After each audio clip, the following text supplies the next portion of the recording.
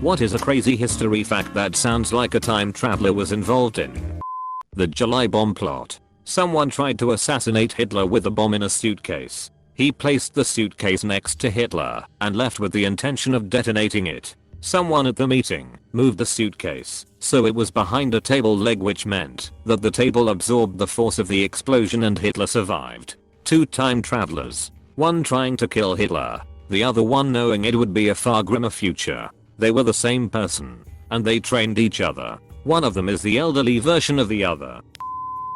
The curious case of Peter Power and the anti-terrorism training exercise, which involved 5 simulated bombings of 5 London Underground train stations, which took place at exactly the same time and at exactly the same stations as the actual bombings on 7th July 2005. Power later described this as a spooky coincidence. It's likely the training locations were picked for the same reason the bomb locations were picked. A bomb there would be a big problem. Basically the only coincidence is the timing then. Maybe the timing was similar. Pick a particular date in a simulation, because it's theoretically likely. And don't be surprised when the theoretically likely scenario occurs. If you're into music theory and classical music, listen to Don Carlo Gesualdo. This guy was doing musical stuff nobody would even consider until many hundreds of years later. The tonality he used in particular wasn't seen until the 19th century. Absolutely wild stuff that's both a bitch and beautiful to sing. Damn. He writes like a romantique in the 1500s, even with the castrati and such.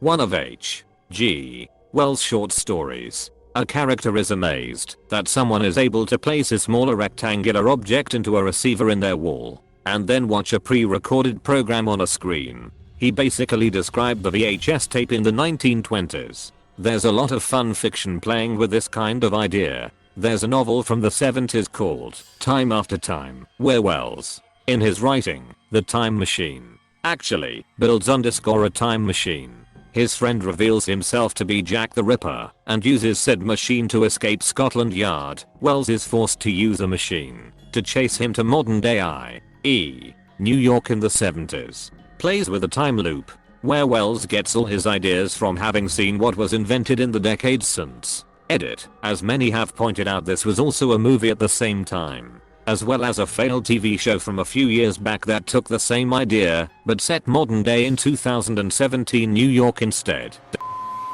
The Minoans had flush toilets in the 15th century BC, so someone traveled back to enlighten them about toilets, or build one.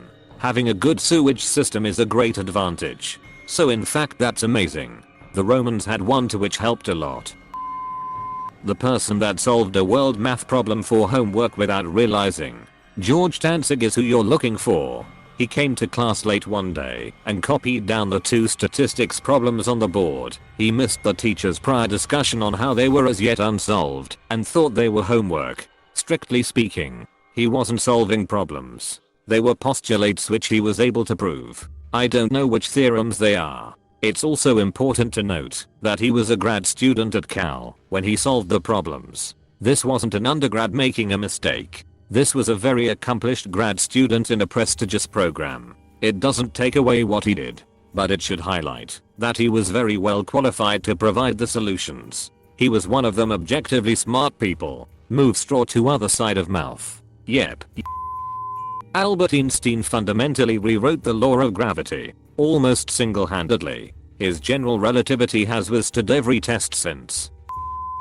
A man wrote a book about a boat called the Titan being hitting an iceberg in the exact same area of sea as the Titanic, which was not very strong only a couple years before the Titanic sunk. It goes way deeper than that. The book was written almost 15 years before the sinking of the Titanic. And in the book, several things that actually happened with the Titanic happened to Titan, including location in the North Atlantic, 400 miles east of Newfoundland, traveling between New York to England, thought to be unsinkable because of its watertight compartments, traveled in excess of 22 knots before hitting the iceberg, didn't even have enough lifeboats for half of its 3,000 passengers. Gross tonnage was 45,000 tons and was almost 900 feet long. Sunk after colliding with an iceberg on the starboard side. A majority of the passengers died. It's tough for me to believe in time travel. But if I had to pick out one person in history who could've been a time traveler, I'd be hard pressed. to not pick Morgan Robertson, the author of Futility, or The Wreck of the Titan. Edit, fixing some minor mistakes. Going from New York to England, it was the other way around. From Southampton to New York. Well, he couldn't get it exactly right or else everyone would know he's a time traveler. Exactly. It's just like when you cheat on a test in school. You can't get every answer right. It'll look suspicious. Hitler had almost 40 assassination attempts, and several of them were from unknown people in Nazi garb. Of particular note is one by an unknown man of Polish descent who I'm certain is a real-life B.J. Blazkowicz. Blazko would have decapitated him with his bare hands. He probably has, because it's implied that he did kill Hitler by the 1980s. It's just that instead of having that, we had a game with the lady version of Beavis and Butthead. TBH, if you learn about physics, and when physicists had their theories or even proved them, then it feels like witchcraft. Like mostly everything was done in 1900, 19XX, or even way earlier, and we started to develop the ideas or even prove them 100 years later.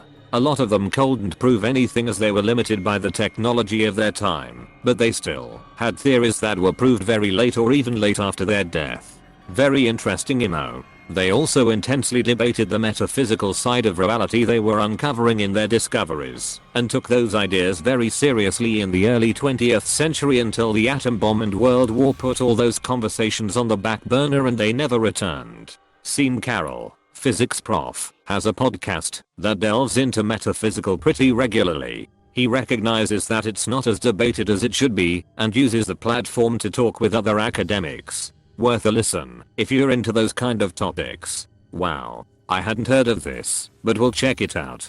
I appreciate the link. My answer is a story about the guy who invented the saxophone, who almost died like 5 times during his life before the time of the invention.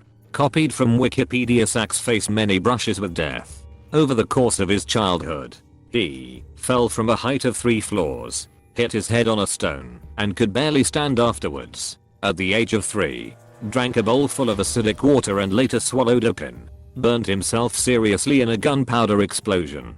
Fell onto a hot cast iron frying pan, burning his side. Survived an accidental poisoning from keeping varnished items in his bedroom during the night. Was hit on the head by a rock, fell into a river and nearly died. His mother once said that he's a child condemned to misfortune. He won't live. His neighbors called him Little Sax, the ghost. When quantum immortality meets the Darwin Awards. We went to the moon in the friggin' 60s. We went to the moon in 1969. That's when we had an experience that was lunar. Not 1968, but the year after. Not 1970, but a year sooner. It was solid, not GSIII. Most nuclear accidents that were a near miss, both military and civil. It feels like every time an accident was about to happen, someone from the future had traveled back in time and prevented it. Every single time. Example, airplanes dropping nukes by mistake over the US, with 6 out of 7 failsafes failing except for one. Various reactors accidents that, despite fatal, turned out to be not as bad as they could have, Chernobyl being an exception. Source of the accidents, nuclear accidents by J. Mahaffey and others. Reminds me of the idea that the world has ended multiple times already since the invention of the nuclear bomb. But people keep going back in time to stop it, and now we live in a really weird timeline. Isaac Asimov's correctly predicted the PC would move from behind mainframes to become so small and common to fit in a watch, and then back to highly centralized servers you could connect to using a high-speed communication network. I fully expect it to swing back again as information and technology distills in the years to come. Nearly all actually useful information will be categorized, digested, compressed, and completed, and very little information will be created that isn't wholly derivative or a small permutation of a completed thought or idea or simulated result, allowing nearly complete, individual sources of information to be replicated and carried everywhere, a la Encyclopedia Galactica, with the exception being data retrieved from the network, then eventually swinging again to central information repositories as other needs and abilities arise. I think that it is something more about society than technology. If you do mainly stuff for yourself and a specific group of people, you need a strong local computer to do it. If you mainly interact with a platform like Reddit, then you will have the majority of computation being made in a single place managed by the platform, since that is already the main transit point of all data. That one story of the guy who experienced an air raid 11 years before it occurred. Journalist J. Bernard Hutton and photographer Joachim Brandt were sent by a German newspaper to do a story on a Hamburg shipyard in 1932. It was an uneventful visit until the bombs began raining down on them.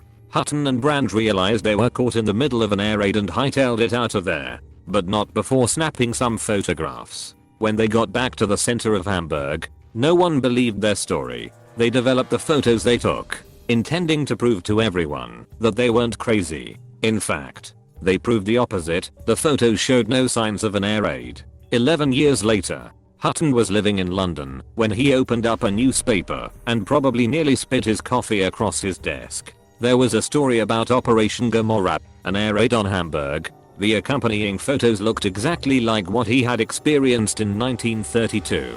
More like a Matrix glitch than time travel. If you are new to TattleTale TV, please subscribe. We have new videos every day. Stay tuned for more coming up next.